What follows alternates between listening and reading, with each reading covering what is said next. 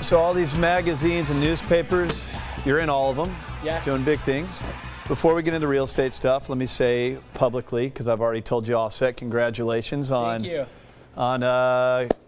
getting engaged. I appreciate it. So tell us about that. It was big. Let's let the audience get to know you a little bit. Let's humanize you a little bit. Yeah, I mean, you know, it was time. It was time. There she is right there. There she is. So 2 weeks ago, we actually took some time off work, believe it or not, and we went to Aspen. And I proposed to my girlfriend of 4.5 years in Aspen on the slopes. It was awesome. It was very cool, man. It was a great opportunity, and we're just really excited about it. Congratulations. Yeah. And I've met her, and she's outstanding. So what's happening in the real estate market? What are you seeing out there now? The market's solid. You know, I think coming out of the winter, we were concerned that the slowdown that we saw with the interest rates, the government shutdown, some of the lack of consumer confidence that started creeping in January was going to be systemic. But what I'm seeing is all of our listings are going under contract right now, and our buyers are picking up the phone. They're calling us to look at homes again. And I think it's an indication that San Diego is a solid market regardless. And spring is here and people are ready to buy. How's the inventory? Inventory's tight. In most of the markets I work, it's tight. What do you think's keeping it from opening up? I mean, it seems like it's a good time to sell. You could get a pretty decent bang for your buck. As you said, there's some buyer activity. What's keeping more people from putting those homes on the market? You know, I think everybody has their own reason for selling or not selling. Yep. I do think it's a little early for some people to put their homes on the market. Those that have kids that are going to school. Sometimes people wait all the way till almost May to put their homes on the market. It's seasonal. Part of it. Seasonal part of it. Also, I think there are people, move-up buyers, who are fearful of the rise in interest rates. Yeah. Say you sell now in the 4s, when you go purchase that home in August, are you going to be close to 5%? And that affects people's, you know, monthly cost basis. So when we talk about real estate on the show, I know we focus a lot on numbers, tax advantages, building equity, and all that stuff's really important. But I always got to remind our audience that it's a home first. You're going to live there, and we want you to love the home. You and I were on the phone not that long ago, and we were talking about this, and I can't remember your exact words. It was something along the lines of the beauty of real estate. And I thought that was really cool because, you know, you're in the real estate business. Not too many people use that type of language. So it shows you appreciate the craft of what you do. But we have a video here of interior design, how you can add value to the home, make it more homey, if you will. So let's go ahead and roll that tape.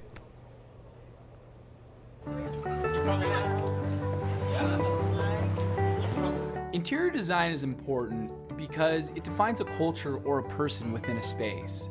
It tells a story. And in the city of San Diego, we have our own unique one to share.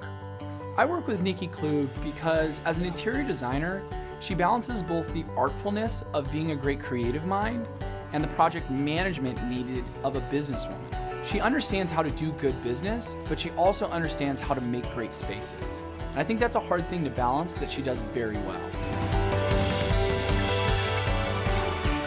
Nikki's remarkable because she's humble, but she has the accolades of a star. She was nominated last year as San Diego Woman of the Year, and she's one of the greatest businesswomen within San Diego, growing one of the largest and fastest growing interior design firms in the county. When we're on a tight timeline and our clients rely on her to pull through, she always does. And in the end, we always have a creative space that inspires people. And at the end of the day, I think that's what we're all looking for.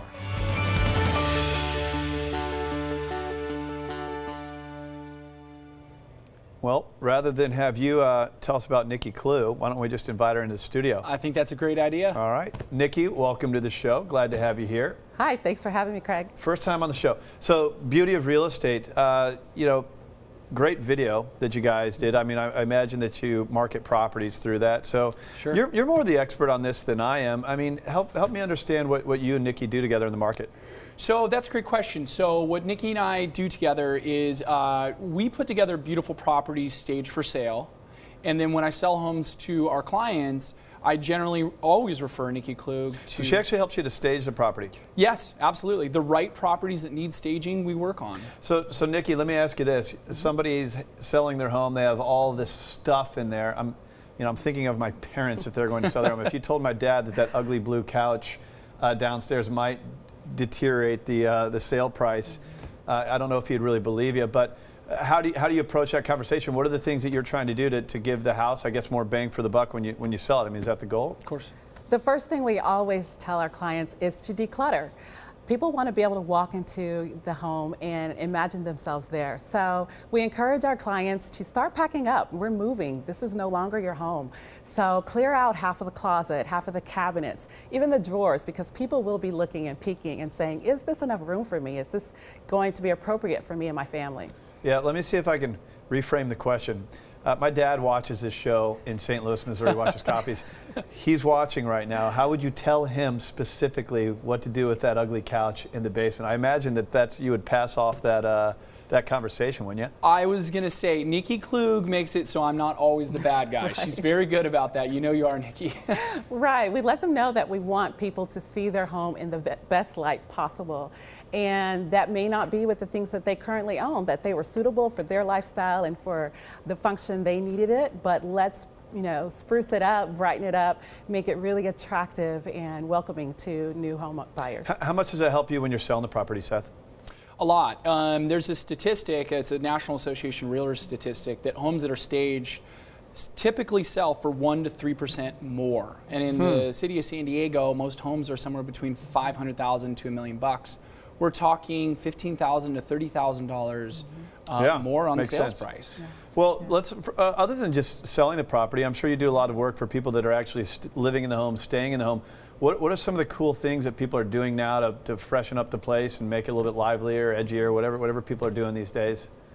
Kitchen and bathroom remodels are really top of the line when people think about freshening up a home.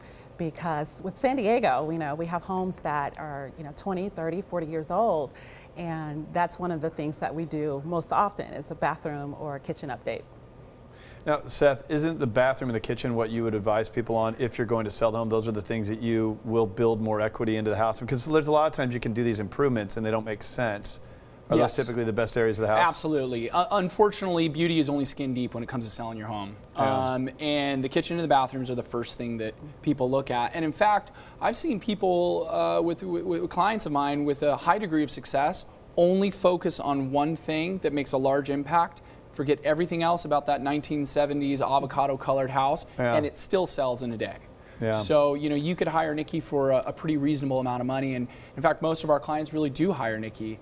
That's why we love working with her. She's an ally to our business, and she helps us sell homes quicker. Well, speaking of selling homes, you have a new listing that you've taken on, a gorgeous home. We actually have the flyer, but we have a video, a marketing video of this property created. Let's go ahead and roll tape and see one of Seth's listings here. Heaven. Cielo means heaven. This home is inside Cielo's gates, making it exclusive, quiet, and safe. This skyline paradise was inspired by nature and designed by the famed Dan Castellero, who is synonymous with detail and perfection.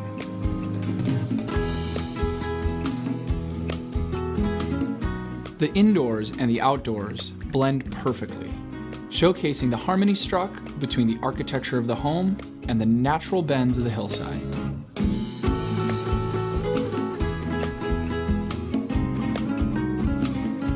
The commissioning family imported vintage wood beams from a historic brewery in Washington State.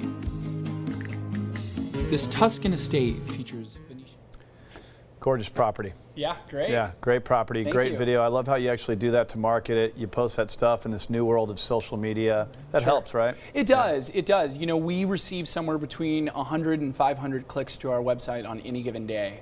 That means the feature listings section of our website actually does provide additional exposure. Yep. And it really moves property. So I think video is a great way of showcasing a home. Let's see that website. So it's SethSold.com. SethSold.com. Great information. Anyone looking to buy or sell real estate, Seth's from downtown up to Encinitas, does a terrific job. I'm glad you brought Nikki in here today. We learned a lot. Go to SethSold.com, click around. I imagine you'll see this listing out in Rancho, Santa Fe. Pretty sharp looking home. You like that? Yeah, good stuff, It's gorgeous. Man.